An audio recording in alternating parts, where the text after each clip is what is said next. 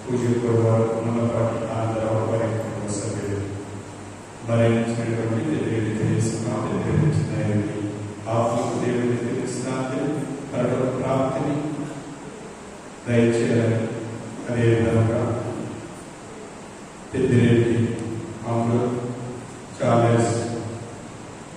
వారి కుటుంబంలో దేవుని నరకలు పూజకోవారు చాలా ఇష్టం. ఈ తలపులతో పాటు మన యొక్క వ్యక్తిగత తలపులను జోడీకరించి ఈ యొక్క దేవుడి పూజలో యోగ్యులుగా పాల్గొంటాం. పితా పుత్ర పవిత్రాత్మ నమో నమః. మన ప్రభువైన యేసుక్రీస్తు కృప, సర్వేశ్వరుని ప్రేమ, పవిత్రాత్మ సహవాసము మీ అందరితో ఉండునుగాక.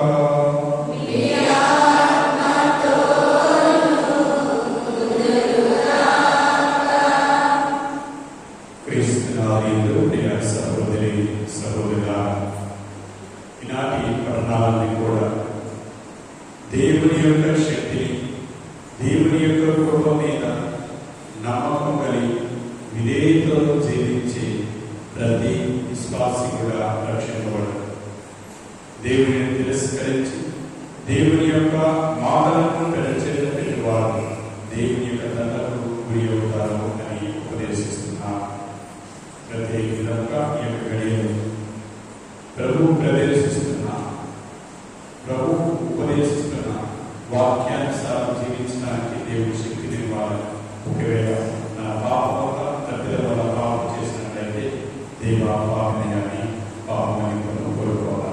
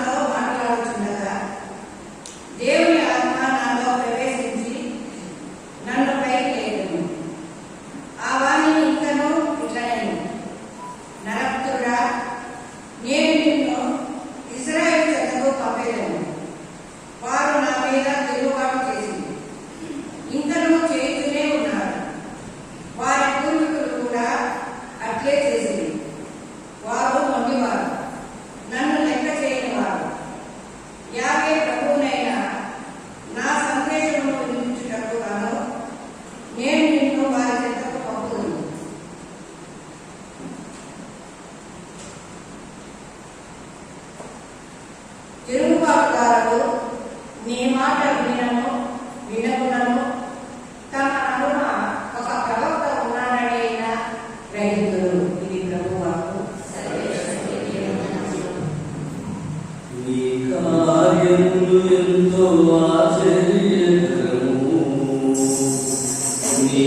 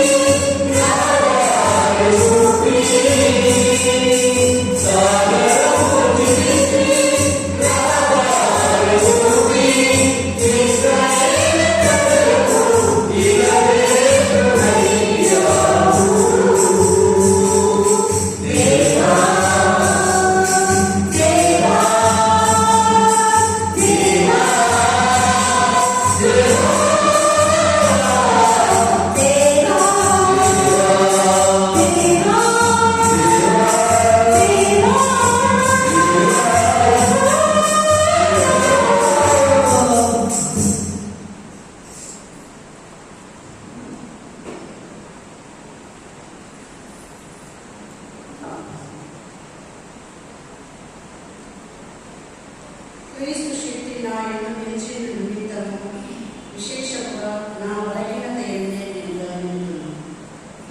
రెండవ పఠనము పునీత పౌలు కొరింథీయులకు రాసిన రెండవ లేఖ 12వ అధ్యాయము 7 నుండి 10 వచనములు. సహోదరులారా, నేను చూసిన అద్భుత విశేషములను గురించి గర్వంతో ఉప్పిపోకుండా నా శరీరంలో ఒక ముళ్ళు గుచ్చబడినది. అది సైతాను గుంతగా పనిచేసి నన్ను నలుగురికి గర్వం లేకుండా చేయండి. దీనిని గురించి 3 మార్లు ప్రభువునకు మనవి చేసింది.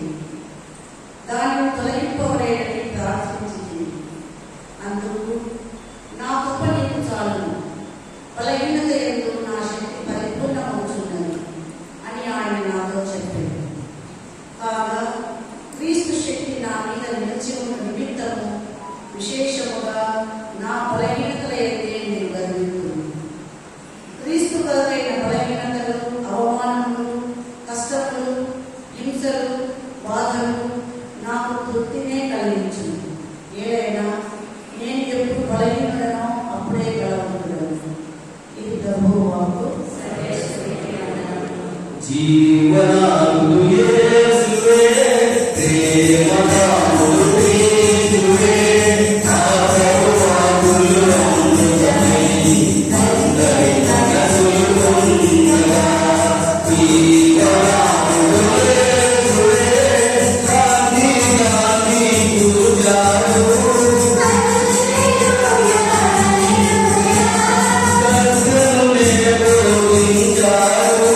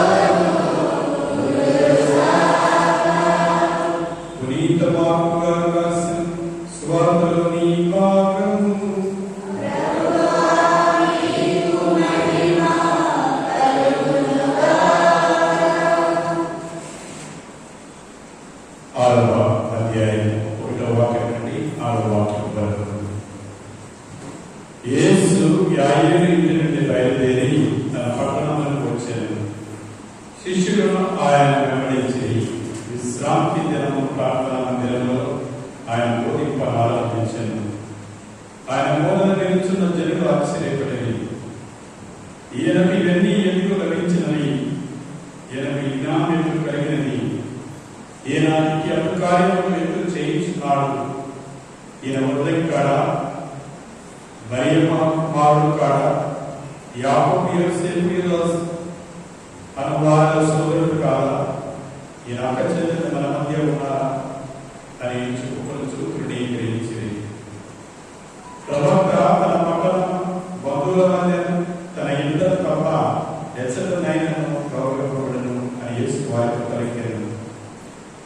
ఆయన అచ్చట కొలది మంది వ్యాధిగ్రస్తులకు తాకి స్వస్థపరిచారు, కానీ ఏ అద్భుతము అచ్చట చేయలేకపోయారు. వారి అవిశ్వాసమును ఆశ్చర్యపడి ఆయన పరిసర గ్రామం వెళ్ళి ప్రజలకు బోధింప ఆరంభించాను. ఇది క్రీస్తు సువిశేషము.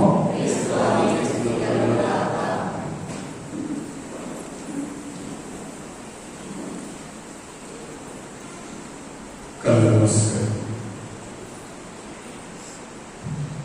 ప్రభువు పలికిన మాటలను,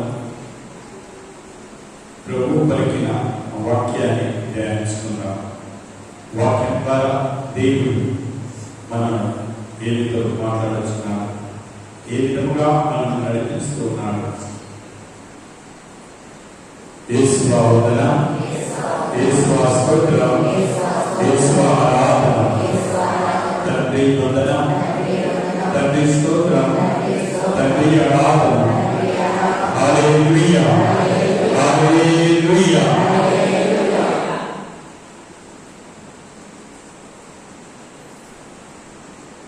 అవినీతి, అక్రమం ఖండించే వాళ్ళు చాలా అరుదు. నీతిని, ధర్మాన్ని చాటేవాళ్ళు బహు తక్కువ. మన కళ్ళ ముందే అన్యాయం జరిగిన, అక్రమాలు జరుగుతున్నా చూస్తూ ఊరుకుంటామే, కానీ నిజానికి మన సమాధానం లేదా మన యొక్క స్థానం అక్కడ ఏమీ ఉండదు. ముఖ్యంగా మనం గమనించాల్సిన సత్యం ఏమిటంటే, ఇక్కడ భయపడుతూ ఉన్నాం. సత్యం పలకాలంటే భయం, నీతి ధర్మంగా జీవించాలంటే భయం.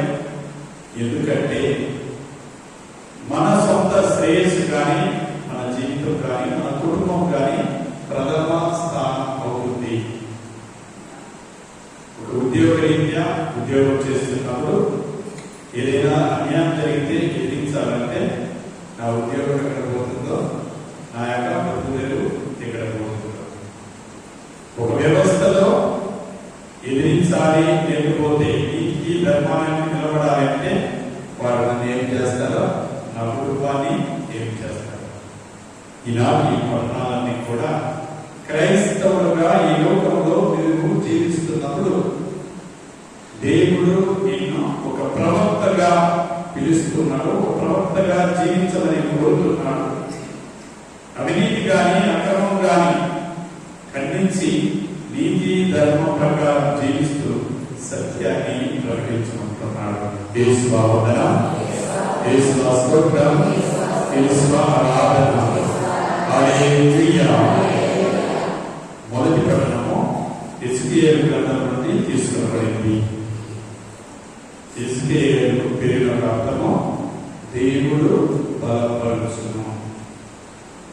ఇతరులు వివాహితులు ప్రవాస కాలంలో దేవుడు పిలిచి తన సందేశాన్ని వారికి అందించమని కోరుతున్నాడు. ఈ లోక పోకడలకు విగ్రహారాధన చేస్తూ దేవునికి అవిధేయతగా జీవిస్తూ ఉన్న ఆ ప్రజలను దారిలో నడిపించడానికి దేవుడు యెజ్రెయేలు ప్రవక్తను ఎన్నుకుంటున్నాడు. దేవుడు అతనితో చెప్తున్నాడు, నీవు నా ప్రజల కోసం వెళ్ళు, నేను అందించు సందేశాన్ని అందించు. నాకు తెలుసు వారు పరివర్తన చెందకపోవచ్చు, కానీ నీ బాధ్యత నా వారికి సందేశంగా అందచేయి. యేసువా వందనం, యేసువా స్తోత్రం, యేసువా ఆరాధన. లోతైన భావాలు గ్రహించాలంటే ఎజెకియేలు గ్రంథము 2వ అధ్యాయము 6వ వాక్యాన్ని నుండి చదువుకుందాం.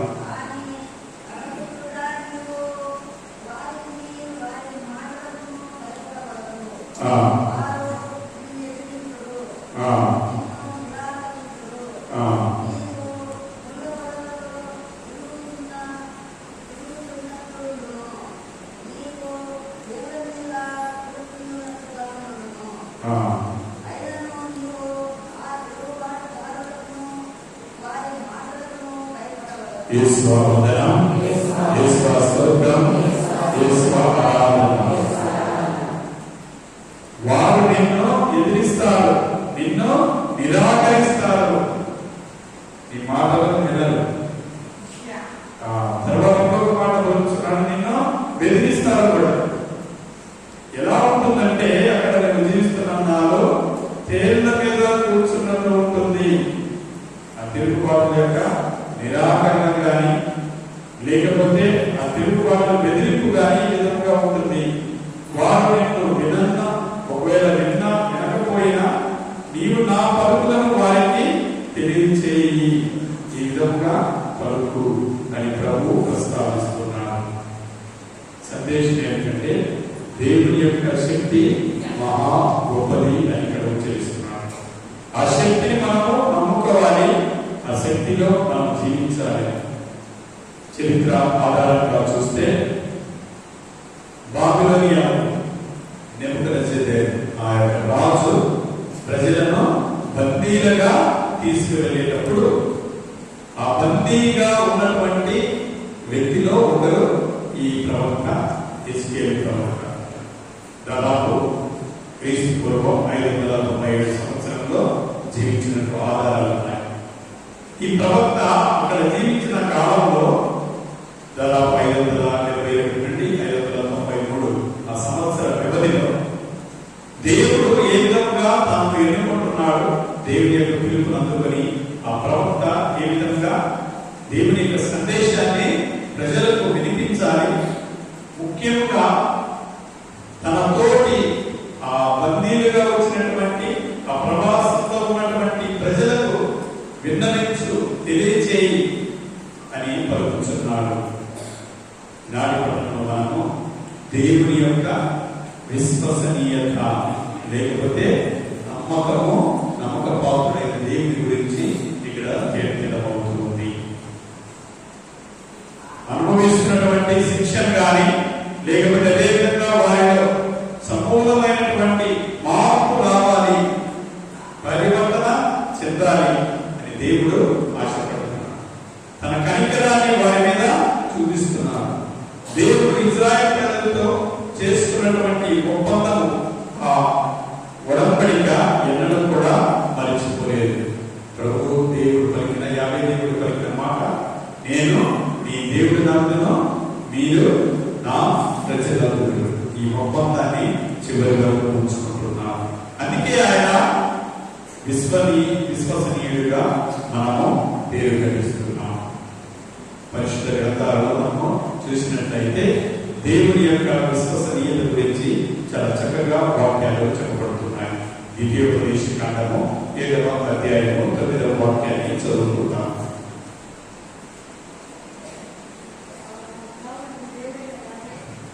కావున నీ దేవుడైన యెహోవా ఒక్కడే నిత్యముగా దేవుడిని తెలుసుకున్నాడు.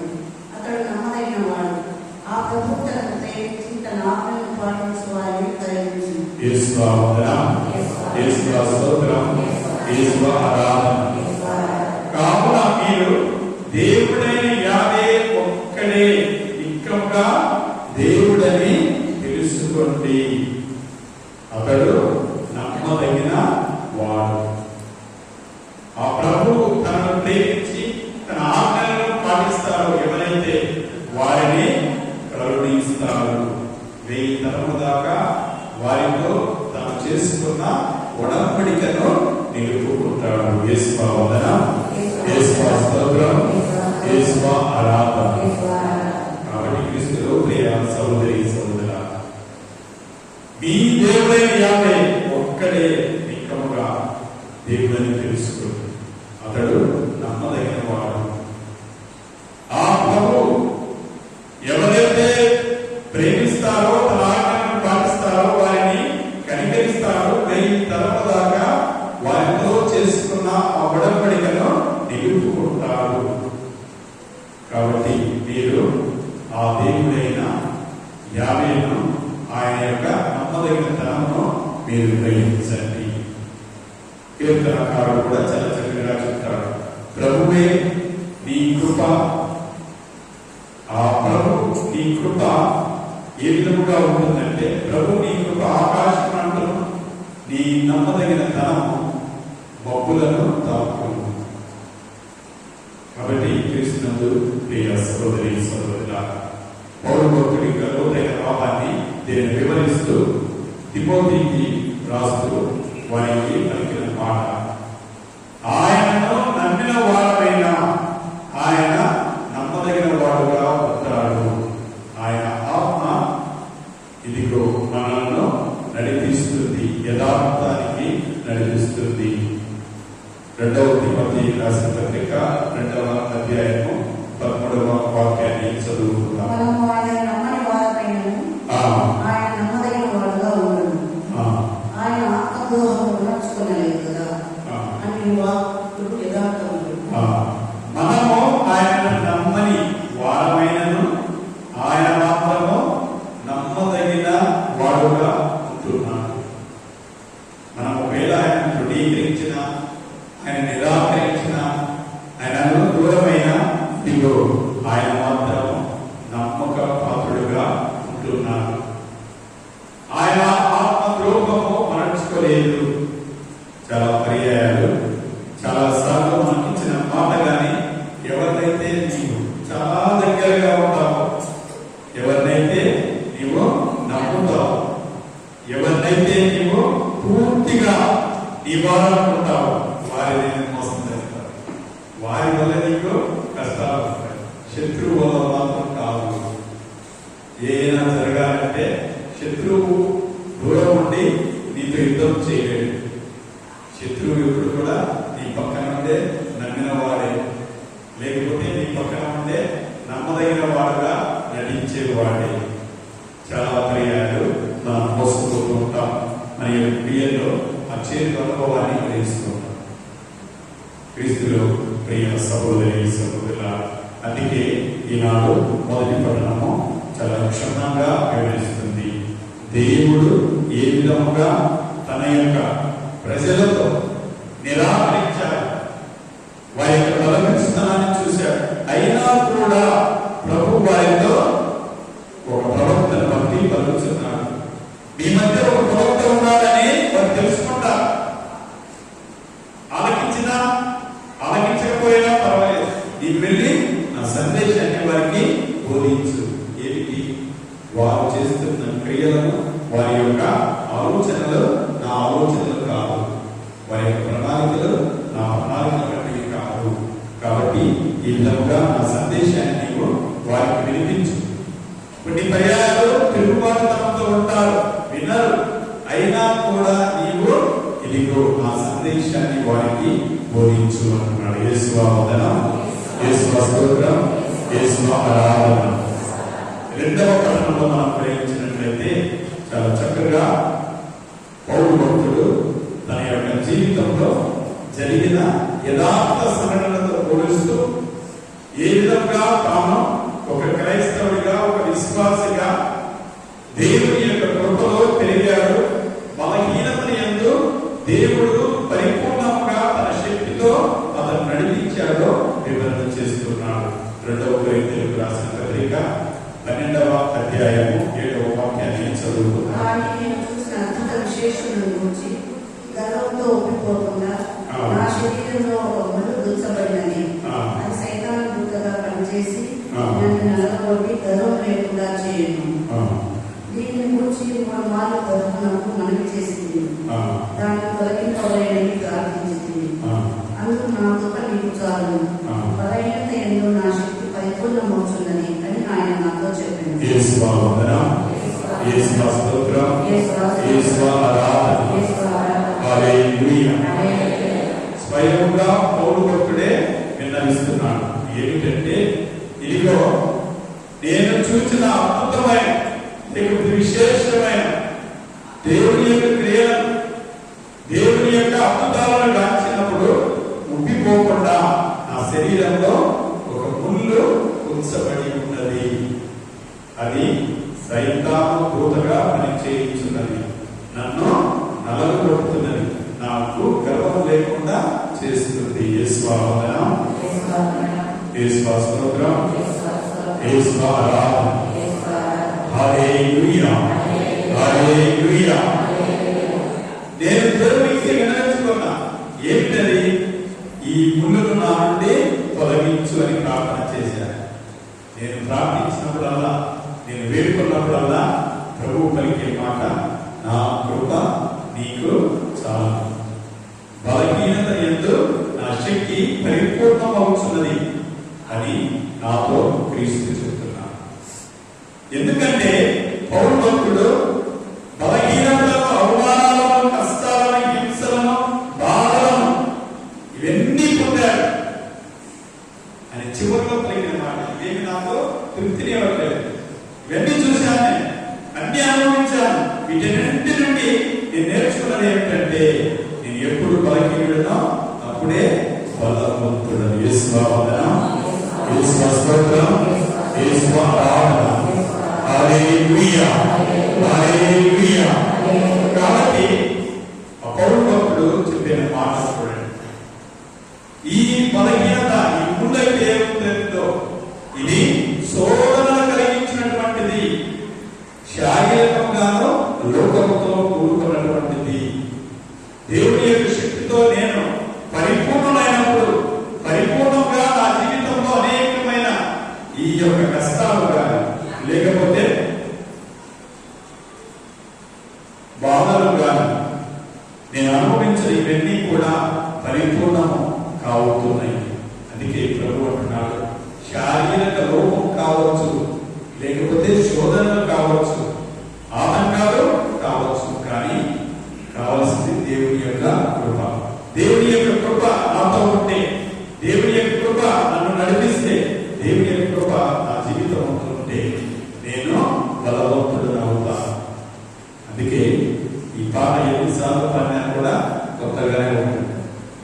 చాలునయ్యా, చాలునయ్యా, నీ కృప నాకు చాలునయ్యా, నీ కృప నాకు చాలునయ్యా, చాలునయ్యా, చాలునయ్యా, నీ కృప నాకు చాలునయ్యా, నీ కృప నాకు చాలునయ్యా. యేసు ఆరాధన, యేసు స్తోత్రం, యేసు ఆరాధన. వ్యక్తిగతంగా పౌలు భక్తుడు మనతో మాట్లాడుతున్నారు. నీకు జరుగుతున్నటువంటి ఇబ్బందులు కావచ్చు, కష్టాలు కావచ్చు, బాధలు కావచ్చు, వేదన కావచ్చు, శోధనలు కావచ్చు, ఇదిగో నీవు బలహీనుడు ఎప్పుడవుతావో, దేవుడు నీతో ఉంటే, దేవుడు నీ యందు ఉంటే, దేవుడు నిన్ను నడిపిస్తే బలవంతుడవు అవుతావు, శక్తిహీనుడవు కావు.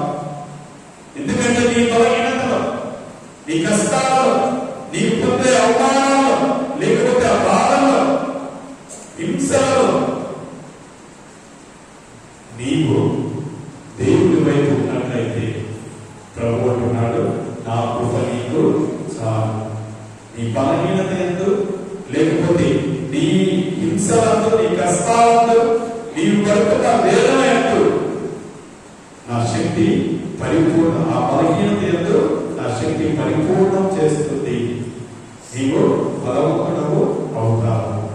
కాబట్టి క్రీస్తులో ప్రియమైన సహోదరి సహోదరులారా, చాలా సార్లు మనకు ఏదైనా కష్టం జరిగినప్పుడు, బాధ కలిగినప్పుడు, హింసలు ఎదురైనప్పుడు, కుటుంబంలో సమస్యలు ఎదురైనప్పుడు మనం అనుకుంటాము ఏమి లేని వారు, లేకపోతే మనము ఏమీ చేయలేము, భరోసా ఎవరు మనకు ఇచ్చేవారు లేరు. లేకపోతే ఆశ్రయించే ఎవరైనా ఆదరించేవారు లేరంట. మనం తెలుసుకోవాల్సిన సత్యం ఏంటంటే కొన్నిసార్లు మూర్ఖంగా ఆలోచిస్తాం. ఏంటంటే సూర్యుడు ఎప్పుడు ఉదయిస్తాడు, సూర్యుడు ఎప్పుడు ఉదయిస్తాడు, చంద్రుడు ఎప్పుడు వస్తాడు, రాదు. సూర్యుడు ఉదయము, చంద్రుడు రాదు. మనం ఏమనుకుంటాం, రాత్రి పూట సూర్యుని యొక్క కాంతి ఎందుకు లేదు, రాత్రి పూట సూర్యుని యొక్క శక్తి ఎందుకు లేదు, అలాగే పగటి పూట ఆ చందమామ శక్తి ఏం లేదు, లేకపోతే మన యొక్క ఆహ్లాదకరమైన వాతావరణం ఎందుకు లేదు. కానీ ఏ గడియ ఏ సమయం ఎప్పుడు వస్తుందో ఆ గడియ ఆ సమయము దేవుడు తన కృపతో నడిపిస్తాడు, తన కృపతో నిన్ను బలవంతునిగా చేస్తాడు. యేసువా వందనం, యేసువా స్తోత్రం, యేసువా ఆరాధన. అంటే మీకు అగస్త్యుని గారు అంటాడు, నీ సహకారం లేనిదే, లేకపోతే నీ యొక్క ఒప్పందం లేనిదే నిన్ను సృజించిన దేవుడు నిన్ను రక్షించలేదు. నీ సహకారం లేనిదే, లేకపోతే నీ యొక్క నమ్మదగిన తనతో ఉడంబడిక విధానము లేనిదే నిన్ను రక్షించలేదు. నువ్వు అనుకోవచ్చు, నాకు తెలియకుండా దేవుడు నన్ను సృష్టించాడు కదా, మన రక్షించేటప్పుడు మాత్రమే ఆయన ముందు. దేవుడు ప్రతి నిత్యము కూడా నీ ముందు ఉంటాడట. చేయించాలి యోసేపు నిండా అన్ని కలిగి నీవు తీసుకోవడానికి లేక పొందడానికి మనం పట్టే ఎంత దోశ. కొన్నిసార్లు ఇలా పడతాం, కొన్నిసార్లు ఇలా పడతాం. నీవు ఎంతసేపు దాన్ని నిలుచుకోగలవో, లేకపోతే ఎంతసేపు దాన్ని పొందగలవు అనేది అది మీద పాలించుకుంటుందా, లేకపోతే బూడిద పాలవుతుందా, మట్టి పాలవుతుందా, అది నీ వంతు. కానీ దేవుడు తన కృపను ఇవ్వడము ప్రతి నిత్యము కూడా నిన్ను ఆశ్రయింపుగా, లేకపోతే నీ విశ్వాసంలో, లేకపోతే దేవుడు లోపరుచుకోవడానికి కాదు. దురస్థితికి వచ్చేది ఏమిటంటే అందరం కూడా అన్ని మంచి జరగాలనుకుంటాం, అందరం నెంబర్ 1 గా ఉండాలనుకుంటాం, అన్ని కావాలనుకుంటాం. కానీ ఎవరికి కూడా చెడు జరగాలని, ఎవరికైనా తక్కువ ఉండాలని, ఏదైనా అది పర్వాలేదనే భావన ఉండదు. అందుకే తిరస్కారం అనేది కేవలం నీకు మాత్రం జరగలేదు. ప్రభువే అంటున్నాను, నీకంటే ముందు నన్ను కూడా తిరస్కరించారు, అవమానించారు, నిందించారు, వేదన పూరితమైన బాధలను నేను అనుభవించాను. నిదర్శనం ఇది. కాబట్టి నీకు ఒకవేళ కష్టం కలిగిందంటే కేవలం నీకు మాత్రం వచ్చిందనుకో. నీకంటే ముందు ప్రవక్తలు సైతం ఇచ్చారు, లేకపోతే మంచి వారిని కూడా అదే విధంగా దూషించారు. అందుకే స్వార్థ పట్టుకు చాలా చక్కగా వాక్యం సెలవుస్తుంది. కీర్తన 118లో చాలా చక్కగా ఏ విధంగా వాక్యం చెప్పబడుతుంది. నరుని నమ్ముడు కంటే ప్రభువుని నమ్ముట మేలు. యేసువా వందనం, యేసువా స్తోత్రం, యేసువా ఆరాధన. తండ్రి వందనం, తండ్రి స్తోత్రం, తండ్రి ఆరాధన. కీర్తన 118 వాక్యం, నరులను నమ్ముట కంటే ప్రభువుని ఆశ్రయించుట మేలు. ఈనాటి స్వార్థలో ఇదే ప్రభు ప్రబోధిస్తున్నారు. ప్రభువు తన యొక్క అద్భుతాలను కానీ, లేకపోతే ప్రజలు ఎక్కువగా గుంపులను అనుసరించే విధానాన్ని కానీ, లేకపోతే వారి కోరికలు కానీ, వారి యొక్క మనవలు కానీ, లేకపోతే ఆయన చేస్తున్న అద్భుత కార్యాలతో ఆనందించి, లేకపోతే వారి మాటలను కానీ, వారి యొక్క భావాలను కానీ తన ఎందుకు ఉంచుకోలేదు. దేవుని చిత్తముపై ఆధారపడి ఉన్నాడు. దేవుని యొక్క ప్రణాళికను నెరవేర్చడానికి చెవియొక్కాడు. పరిపూర్ణంగా చివరి వరకు కూడా విశ్వసనీయుడిగా ఉన్నాడు. అందుకే మనము ఎవరైతే నిన్ను విక్టిమ్గా చూస్తారో, లేకపోతే ఒక చేతము కాని వానిగా పరిగణిస్తారో నిన్ను జీరో చేస్తారు. ఎవరైతే నిన్ను విక్టరీగా, విజయవంతుడిగా, లేకపోతే నీవు మంచి కార్యం చేయగలిగే ఒక సమర్థవంతుడిగా చూస్తారో నిన్ను హీరో చేస్తారు. ఆ గడియ సమయము 2 పాలు ఇటువైపు అటువైపు, ఇటువైపు నుండి నువ్వు మంచి పనులు చేసావని నువ్వు మంచివాడని, అటువైపు నుండి నువ్వు చెడ్డ పనులు చేసావు చెడ్డవాడని కాదు. ప్రజలు భావాలు లేకపోతే వారి యొక్క ఆలోచనలు, నీతో ఉన్నవారు భావాలు, నీతో ఉన్న వారి యొక్క ఆలోచనలు ఆ విధంగా ఉంటాయి. రిజెక్షన్ అనేది, తృణీకరణ అనేది కేవలము నీకు మాత్రమే కాదు, అందరికీ సంభవిస్తుంది. కానీ సంభవించిన ఆ క్రియను ఏ విధంగా తమ కోసం మలుచుకుంటావు అనేది ఒక్కొక్కరి పరిమాణం. అందుకే నా కృప నీకు చాలు అనుకున్నాను. దాన్ని ఏ విధంగా నీ వైపు, ఏ విధంగా నీ చెంతకు నడిపించుకుంటావు. ఒప్పుగా చాలా చక్కగా వాక్యాన్ని సెలవిస్తారు.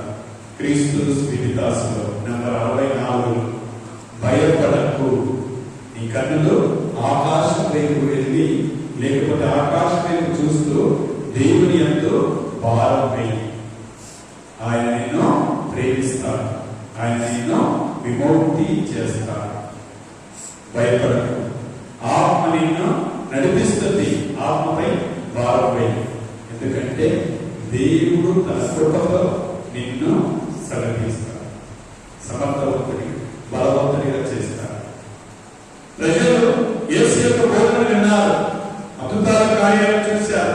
కానీ చూసిన వారు లేకపోతే విన్నవారు విశ్వసించలేకపోయారు. కారణం కేవలం క్రీస్తు ప్రభుని ఒక మానవునిగా మాత్రమే పరిగణించారు, దేవుడిగా అంగీకరించలేకపోయారు. అందుకే చాలా పర్యాయ సందర్భాల్లో ప్రభువు తృణీకరణ అనేది ఎదురైంది. క్రీస్తు పూర్వం 13వ శతాబ్దంలో జరిగిన సంఘటన నేను వివరిస్తాను. క్రైస్తవులు మహమ్మదీయులు వారి మధ్య జరిగిన యుద్ధం. ఆ యుద్ధంలో క్రైస్తవ పేరిట ఈ మహమ్మదీయులపై యుద్ధాన్ని ప్రకటించేటప్పుడు వారిని చంపడం మాత్రమే, యుద్ధంలో వారిని తుది పట్టించడం మాత్రమే దీని యొక్క పని. ఈ నేపథ్యంలో వెళుతున్నప్పుడు ప్రభు పలికిన మాటను విస్మరించారు. అదేమిటి? నీ శత్రువులను ప్రేమించు. ఆ గడిలో, ఆ సమయంలో దేవుడు ఒక ప్రవక్తను లేకపోతే పునీతిని పంపిస్తున్నాడు. పునీత అసిసి ఫ్రాన్సిస్ గారు ఆయన ఎన్నుకున్న విధానం కూడా, ఆయన నడిపించిన విధానం కూడా వారి మధ్యలోకి వెళ్ళి సంధి చేయడానికి పునీత ఫ్రాన్సిస్ గారు పలికిన మాట, కత్తి పట్టువాడు కత్తితోనే నాశనము. ఒక మాట మాత్రమే. దానితో వీరికి బోధించాలని, వీరికి తెలియజేయడానికి వెళ్ళినప్పుడు అందరూ నమ్మారు. ఎందుకంటే అందరూ క్రైస్తవులే కదా, యుద్ధం చేస్తుంది క్రైస్తవుల పేరిట యుద్ధం జరుగుతుంది, క్రైస్తవులు నవ్వుతున్నారు. అయినా కూడా శత్రువైన ఆ ముస్లింల లేకపోతే ఆ ముస్లిం ఆయన దగ్గరికి, సుల్తాన్ దగ్గరికి వెళ్తున్నారు. వెళ్ళిన తర్వాత ఆయనతో సంధి జరుగుతున్నాడు, సమాధానంతో ప్రేమతో ఆయన బయటకు వస్తున్నాడు. యేసువా వందనం, యేసువా స్తోత్రం, యేసువా ఆరాధన. కొన్నిసార్లు అంటే ఈ మధ్య నేను మాట్లాడుతుంటే సార్ ఒకసారి ఏదో పలికినప్పుడు నేను చెప్పాను, సార్ ట్రాన్స్ఫర్ వస్తుంది, ఎప్పుడే దాన్ని వాట్సాప్లో పెట్టేశాను. నేను ఆ గడిలో ఆలోచించాను, ఏం చెప్పాలా, ఆలోచన పెట్టేశాడు. అందరూ చూశారని ఫోటో చేసుకున్నాను. సరే ఇంకేమి చెప్పాల్సింది ఏం లేదు అనుకున్నాను. ఆ సమయంలో ఒకరితో మాట్లాడుతుంటే, ఉచ్చరిస్తుంటే పలికిన మాట, ప్రతి మనిషిని కూడా ఏదైనా కానీ, ఒక సందర్భం కానీ, ఒక సంఘటన కానీ బలవంతుని చేస్తుంది, భాగ్యవంతుడైన చేస్తుంది. యేసువా వందనం, యేసువా స్తోత్రం, యేసువా ఆరాధన. ఈ రెండే జరుగుతాయి. ఏ సంఘటన అయినా బలవంతుడైనా అవ్వాలి, బలహీనుడైనా అవ్వాలి. తిరిగి వాడు బలహీనుడు అన్నిటికీ భయపడతాడు, అన్నిటికీ చేసే ప్రతిదీ. కానీ బలవంతుడు ఎప్పుడు కూడా జరిగిన సంఘటన కదా, ఏమి చేయాలనేది జరగబోయే సంఘటన గురించి ముందుగానే తన ప్రణాళికలో ఉంటుంది. ఈ క్రియ జరుగుతుందంటే దానికి ముందుగానే ప్రణాళిక ఉంటుంది. ఆ ప్రణాళికలో నీకు నిందలు కానీ అవమానాలు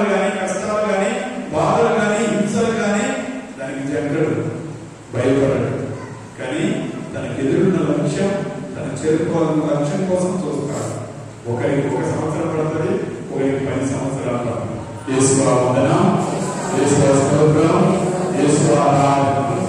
కానీ 10 సంవత్సరాల వరకు ఎవరైతే వేచి ఉంటాడో అతడే బలవంతుడు. అంతేగాని బలహీన మాత్రం ప్రతిసారి జరిగినప్పుడు చిక్కడం, లేకపోతే భయపడడం, పారిపోవడం కాదు. బలవంతుడు అనేవాడు ఆ గడియ కోసం, ఆ సమయం కోసం ఎదురు చూడాలి. అదే ప్రభు యొక్క బోధన. మీరు ముందు ఇదిగో తోడాలి మధ్యస్థు గొర్రెపిల్ల వలె నిన్ను నేను పంపుచున్నాను.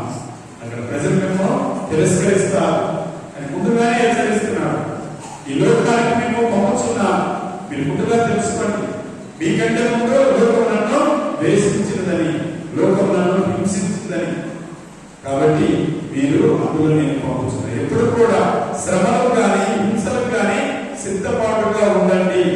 ఈ లోకంలో తనను ద్వేషించిన, తిరస్కరించిన, హింసించిన ప్రభు మాత్రం దేవుని యొక్క ప్రేమను, తండ్రి యొక్క ప్రేమను చివరి వరకు కూడా వెల్లడించారు. మన దైనందిన జీవితంలో కూడా ఒక ప్రవక్తగా మన కర్తవ్యాన్ని నెరవేర్చమని ప్రభు ఆహ్వానిస్తున్నాడు. ఎన్నో అవకాశాలు వస్తాయి మన కళ్ళ ముందే ఎదురయ్యే సంఘటనలు. ఒక మాట చెప్పడం కానీ, ఒక సలహా చెప్పడం కానీ, చెడు తలపెట్టే వారికి బుద్ధి చెప్పడం కానీ, మన జోక్యం చేసుకొని వారిని సన్నిహితంగా కానీ, అలాగే మనకు కష్టాలు రావచ్చు, దానివల్ల మనస్పర్ధలు కలగవచ్చు. అయినా కూడా ఎప్పుడైతే మనం ఒక ప్రవక్తగా నిలవగలమో, క్రీస్తు యొక్క బోధన, క్రీస్తు యొక్క విశ్వాసిగా ఉండగలము. అందుకే మనము ఈ యొక్క పరిశుద్ధ గ్రంథంలో ఒక మాటను ఆలోచిస్తాం. సారెపాతు విధవరాలు ఏలియా ప్రవక్తకు ఒక్క పూట మాత్రమే రొట్టెను ఇచ్చింది. చూడండి, ఆమె ఇచ్చింది ఒక్క పూట మాత్రమే రొట్టెను ఇచ్చింది. కానీ దేవుడు ఆమెకు తన కుమారునికి 3.5 సంవత్సరాల వరకు కడుపు నిండా భోజనం వచ్చేటట్టు చేశాడు. అప్పుడు అరిగిపోలేదు. తీస్తా ఉంటే 3.5 సంవత్సరాల వరకు కూడా సమృద్ధిగా వచ్చింది. అన్నిలే ఈ ఘనమైన కార్యాలను చేయగలిగితే, అన్నిలే ఇది విశ్వసించగలిగితే, క్రైస్తవులుగా, క్రీస్తు అనుచరుడుగా నీవు నేను పిలువబడిన ఒకే ఒక మాట ప్రేమ. నీ దేశం, నీ పగ, నీ అసూయ కాదు. నిన్ను నీవు ప్రేమించుకో, నీ శత్రువును సైతం ప్రేమించు. అందరం ప్రయత్నించి మన విశ్వాసాన్ని ప్రకటిద్దాం. పరలోకమున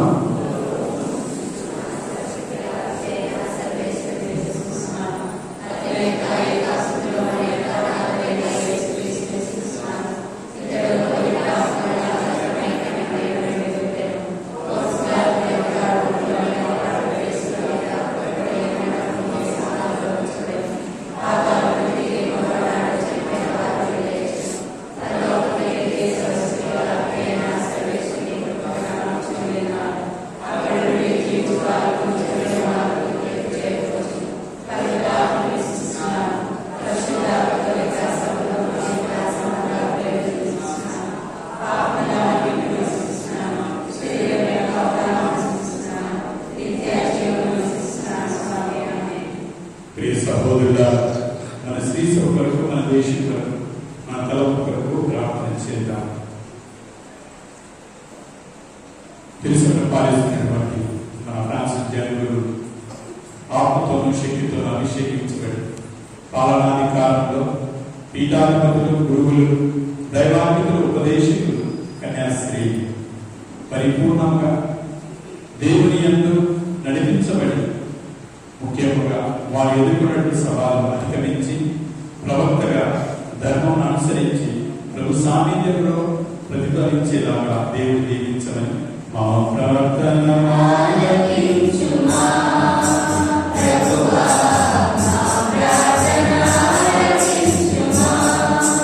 నాయకుల కొరకు ప్రార్థన చేద్దాం. మన భారతదేశంలో నాయకులు, మన రాష్ట్ర నాయకులు, మన ప్రాంత నాయకులు ప్రతి ప్రయత్నం ద్వారా దేశంలోనూ, రాష్ట్రంలోనూ, మన యొక్క ప్రాంతాలలో శాంతి, సమాధానం, శుభ్రత వర్ధిల్లినట్లు వారిని నడిపించాలని మా ప్రార్థన.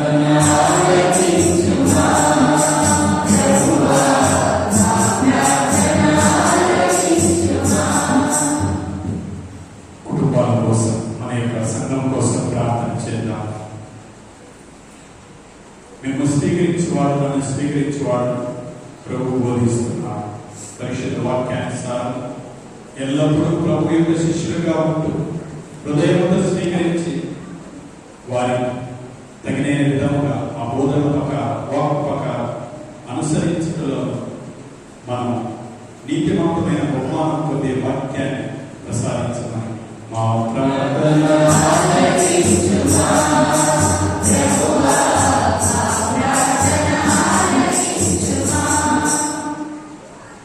ప్రత్యేకంగా మా కుటుంబాలు ఏదైనా కష్టాలు, బాధలు, వ్యాధి, శోధన జయించడానికి, దాని నుండి విముక్తి పొందడానికి దేవుడి శక్తిని వాళ్ళని ప్రార్థన చేద్దాం.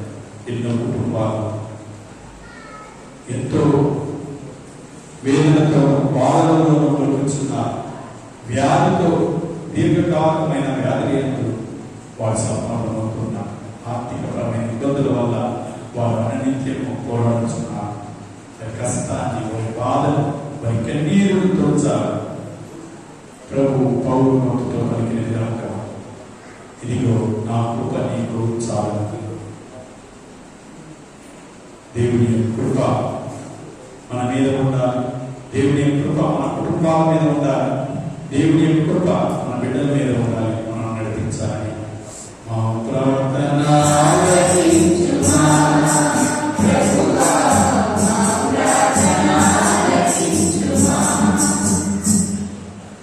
వ్యక్తిగతమైన అవసరాల కోసం కళ్ళ కోసం ప్రార్థన చేద్దాం. దేవుడు మన ప్రార్థన, మన మరణ ఆలకించాలి. దేవునికి నమ్మదగినగా, దేవుని యొక్క ఆత్మతో బలోపేతులమై, దేవుని యొక్క క్రియలను పరిపూర్ణమవ్వాలి.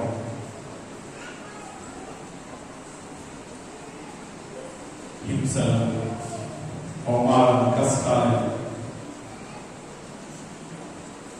మనం చెప్పుకోదగినటువంటి మేలులను దేవుని హెచ్చించాలి. మనం ఎప్పుడు బలహీనలను దేవుని యొక్క కృప ఉంటే అప్పుడే బలవంతమవుతాం. దేవుని శక్తి ప్రసాదించాలి. ఈ మనముల మానవులైన క్రీస్తు వారి మనం చేయించున్నాము తండ్రి.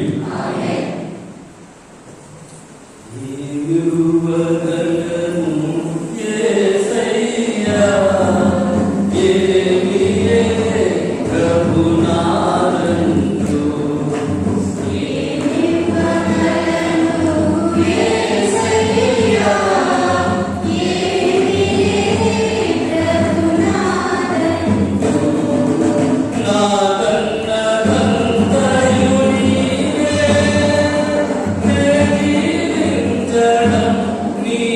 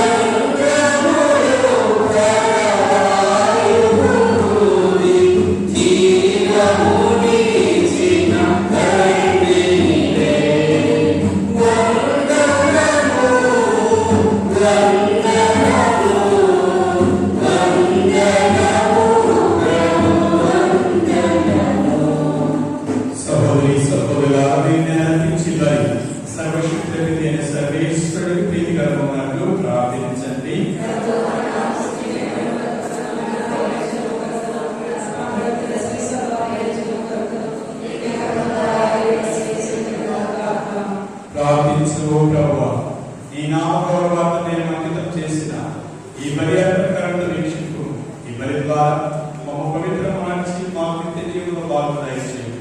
మా ప్రభువైన క్రీస్తు ద్వారా ఈ మనవి చేయించున్నాము. ప్రభువు మీతో ఉండునుగాక.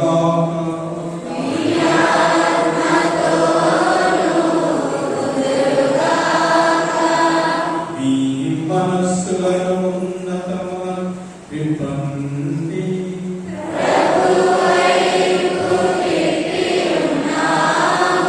మన దేవుడైన ప్రభువునకు కృతజ్ఞత తెలుపుదము.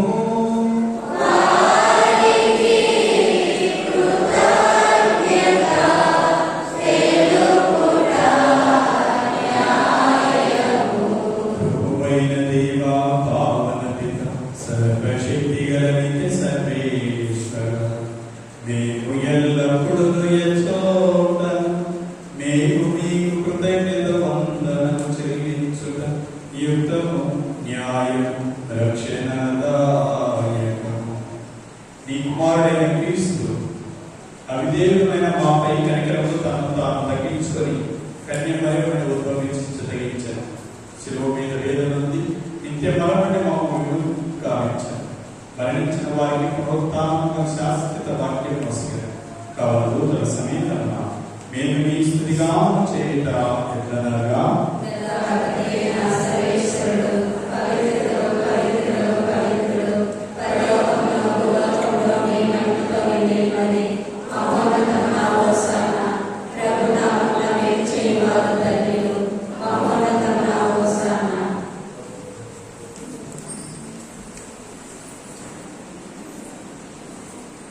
పావన పిత, నీవు నిత్యముగా పవిత్రుడవు, నీ సృష్టి అంతా నీకు స్తుతించటం వేలైన నీ కుమారుడు మా ప్రభువైన యేసుక్రీస్తు ద్వారా పవిత్రాత్మ ప్రభావాన సమస్త జీవం పోసి పవిత్రపరుస్తున్నావు. ప్రపంచమాద్యంతం సూర్యోదయం నుండి సూర్యాస్తమయం వరకు నీ నామం నిర్మల బలి అర్పించటకై ప్రజల నిరంతరము పిలుస్తున్నావు.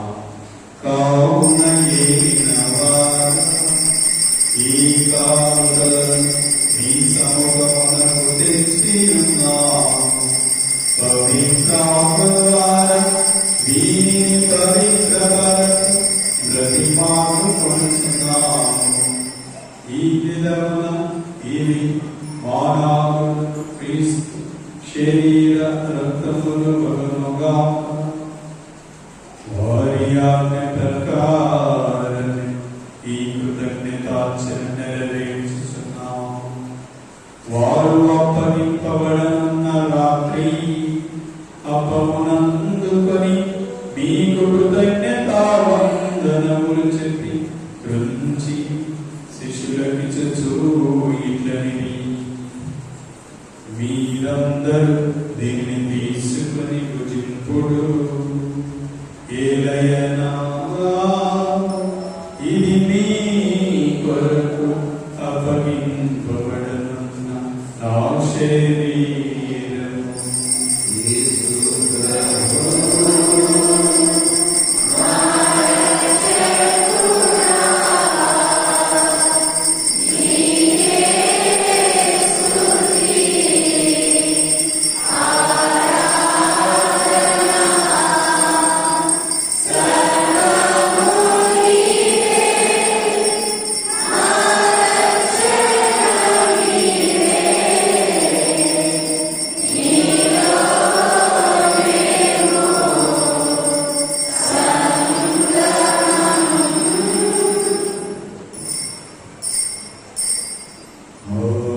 విధముగని భోజనానంతరము ఆత్మనందుకు మీకు కృతజ్ఞతావందనములు చెప్పి స్తుతించి శిష్యులకిచ్చుచూ ఇట్లనిది, మీరందరూ దీన్ని తీసుకొని పానము చేయుడు.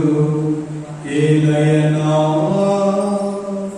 ఇది నూతన నిత్య నిబంధన యొక్క నా రక్తపు పాత్రము. ఇది మీ కొరకును అనేకుల కొరకును పాప పరిహారమునకై తరపోయబడు. దీనిని నా జ్ఞాపకార్థము చేయుడు.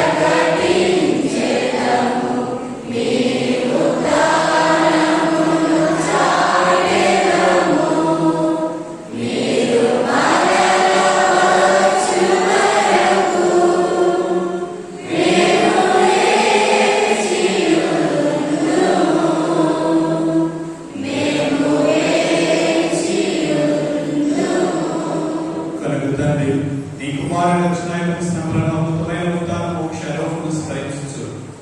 అతడు మరల వేచి ఎదురు చూసి నేను ఈ పవిత్ర జీవన బలిని కృతజ్ఞత నీకు అర్పించుతున్నాను. నీ పవిత్ర శ్రీ సభ యొక్క కానుకలు క్రీస్తు వీక్షింపబడుతున్నాను. తన మరణం ద్వారా మమ్ము మీతో సభ్యపరిచి నీ కుమారుని స్వీకరించు. మేము అతని శరీరంతో పోషింపబడి పవిత్రాత్మత నింపబడి అతని యందు ఏక శరీరం ఏక మనస్సు కలిగి ఉన్నట్లా దయచేయి. అతడు మీకు నీకు నిత్యాత్మకంగా రూపొందించుగా నీ వెనుకన పుణ్యాత్మతో ముఖ్యంగా పవిత్ర కన్యకు దేవమాత అయిన మరియమాతతో ధన్యులైన నీ అపోస్తులతో వేద సాక్షులతో సకల ప్రీతితో పాటు మమ్మను మోక్ష భాగ్యములకు వారసులను చేయి. ఏదైనా వీరి విజ్ఞాప ప్రార్థన నిర్వహిక సహాయంపై మేము ఆధారపడి ఉన్నాము. ఓ ప్రభువా, మమ్మ మీతో సఖ్యపరచు. ఈ బలిని లోకమంతరికి శాంతి శ్రేయస్సు ప్రసాదించడం ప్రతిపాదించున్నాము. ఈ లోకమును యాత్ర చేయి నీ శ్రీసభ నీ సేవకులకు మా ప్రాంతీయ గురువులు మా గాలి వారి పుస్తకానికి పీఠాధిపతి తదితర పీఠాధిపతులు గురువులందరినీ నీవు సంపాదించిన ప్రజలందరి విశ్వాసమందను ప్రేమ ఎంతలో పలుకుము. నీ చిత్త ప్రకారం నీ సముద్రం చేరి ఉన్న ఈ ప్రజల మనవులను ఆలకింపుము. దయగల తండ్రి, నలుగురు దశలు చేరిన నీ బిడ్డలందరినీ కనికరించి నీతో ఐక్యపరుచుకున్నాము. చనిపోయిన మా సహోదరి సహోదరులను నీ ప్రేమ నీలో మిగిలిన వారందరూ దయతో నీ రాజ్యంలో చేర్చుకున్నాం. మేము వచనం చేరి నీ మహిమను వీక్షిస్తూ నిత్యానందముగా మా ప్రభువైన క్రీస్తు ద్వారా చేయించున్నాము. అతని ద్వారా నీకు సకల వేదిలో మనకు దయచేయించున్నావు.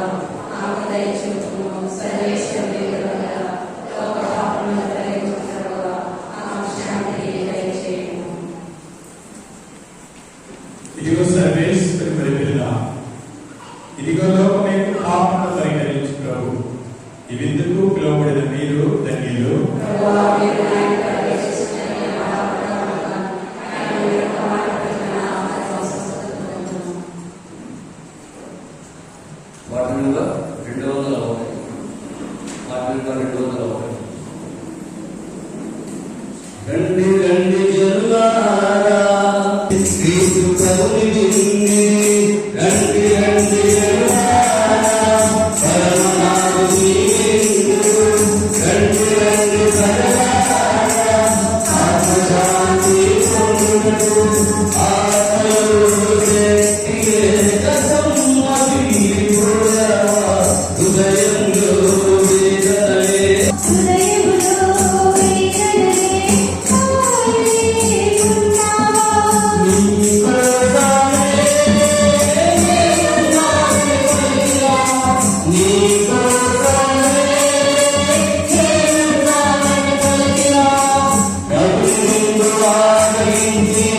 సంతోషం పొందుదవా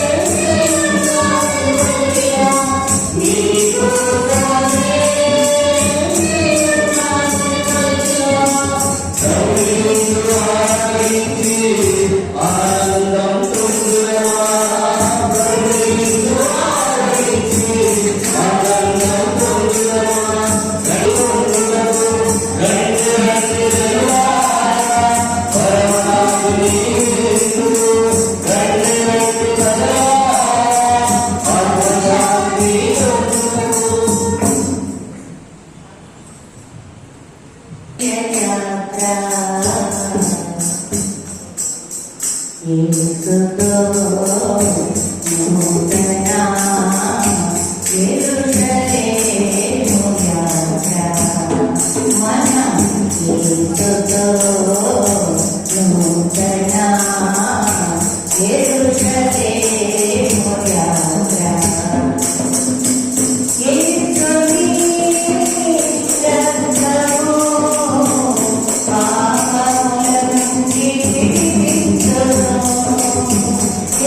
you.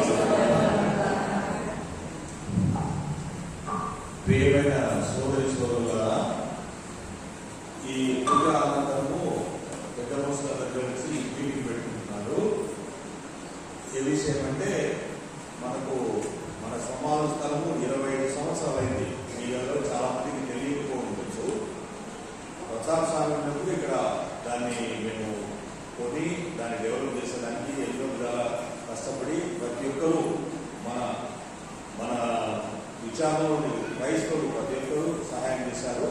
బయట వాళ్ళు కూడా కొంత సహాయం చేశారు. దాన్ని డెవలప్ చేస్తూ ఈ స్టేజ్కి తీసుకురావడం అనేది కొంచెం కష్టమైన విషయమే. ఇప్పుడు చాలా అధ్వాన స్థితిలో ఉంటే ఈ మధ్యనే బ్రిడ్జి కట్టించారు. లోపల డెవలప్ చేయాలని చెప్పి అందరూ నిర్ణయించుకున్నారు.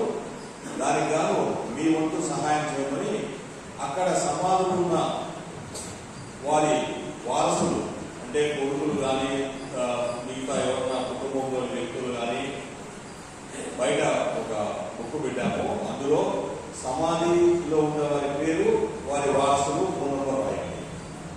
తర్వాత అలాగే ప్రతి ఒక్క సమాధి ఉండే స్థలానికి 1000 రూపాయలు మొదలుకొని 10,000 వరకు మీకు తోచిన విధంగా అక్కడ నమోదు చేయండి. డబ్బులు చెల్లించండి, వారికి రసీదు ఇస్తారు. ఈ డబ్బులు కేవలం సమాధుల స్థలంకే ఖర్చు పెడతాం. అలాగే కుటుంబంలో అంటే ఇక రాబో తరాలలో ఉండేవాళ్ళు అక్కడ సమాధిని ఉపయోగించుకోవాలా, సమాధి స్థలాన్ని అనుకుంటేవాళ్ళు అంటే మీ కుటుంబంలో ఎవరైనా చనిపోతే వారి సమాధులు అక్కడ చేర్చాలనుకునే వాళ్ళు కూడా పేరు ఇప్పుడు నమోదు చేయాల్సిన అవసరం లేదు. వారు ఎవరైనా ముందుకు వచ్చి డబ్బులు ఇవ్వాలనుకుంటే ఉదాహరణగా ఇచ్చి రసీదు పొందండి. అది రసీదు అక్కడ డబ్బులు రసీదు మేము రాసి పెడతాం. వారి కుటుంబం తరఫున అందరూ సహకరిస్తేనే ఏదైనా మనం పని చేసుకోగలం. సహకరించి కూడా ఎవరికి వాళ్ళు మాకేం లేదు కరెక్ట్గా ఆ భూస్థాపితం రోజు వచ్చి చాలా ఇబ్బందిగా ఉంటుంది. అక్కడ లోపలికి పోయడానికి చాలా కష్టంగా ఉంది. మన భాస్కర్కి వాళ్ళ ప్రాంతం చనిపోతే ఆయన సొంతం 20,000 30,000 ఖర్చు పెట్టి అంత చేయించారు. ప్రతి సంవత్సరము మినిమం 1,00,000 రూపాయలు అవుతుంది ఖర్చు పెట్టేదానికి. నవంబర్ 2వ తేదీ మనము అక్కడ పూజ జరుపుకోవాలంటే 10,000, 15,000, 20,000 అవుతుంది. మళ్ళీ మధ్యలో చెట్లు తీర్చాలంటే 20,000, 30,000 అవుతుంది.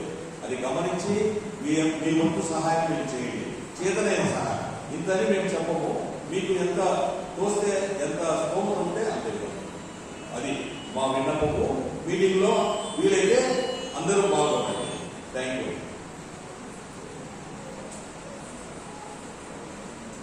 క్రీస్తునాథుడు ప్రియ సహోదరి సహోదరులారా, పోయిన ఆదివారం మీరు దేవుడికి ఇచ్చిన కానుక 5,950 రూపాయలు.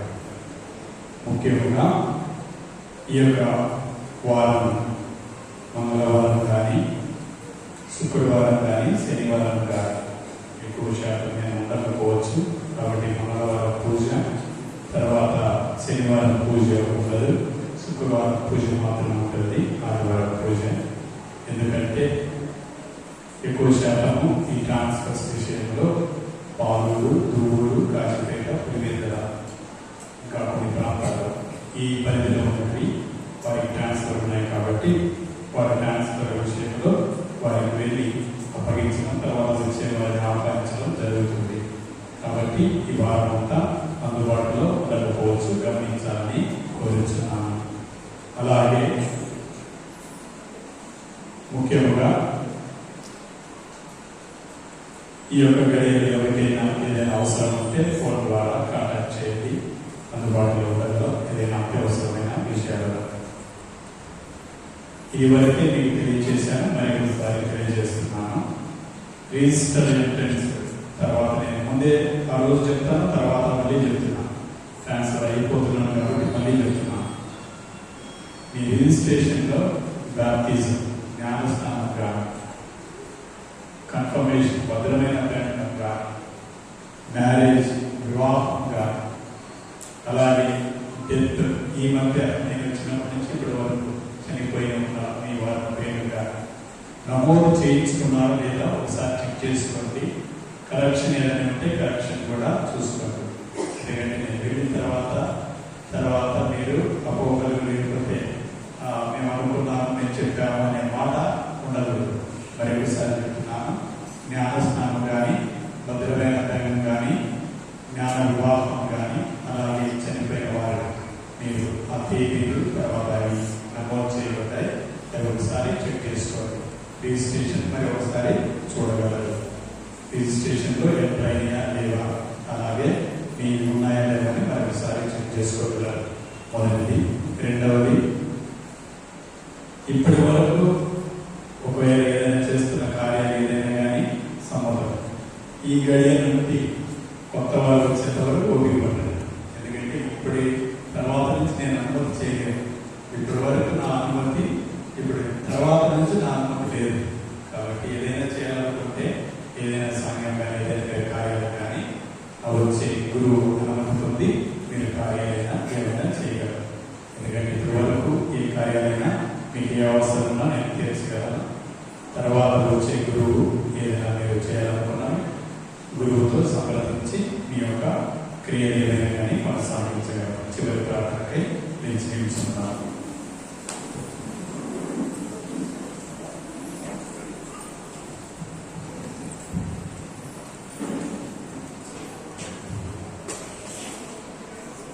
ప్రార్థించండు.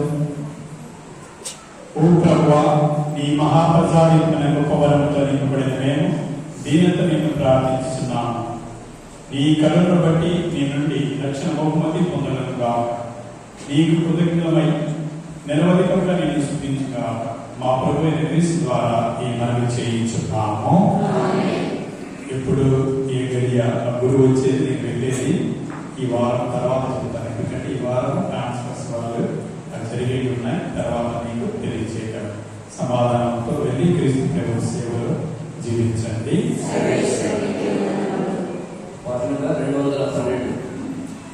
212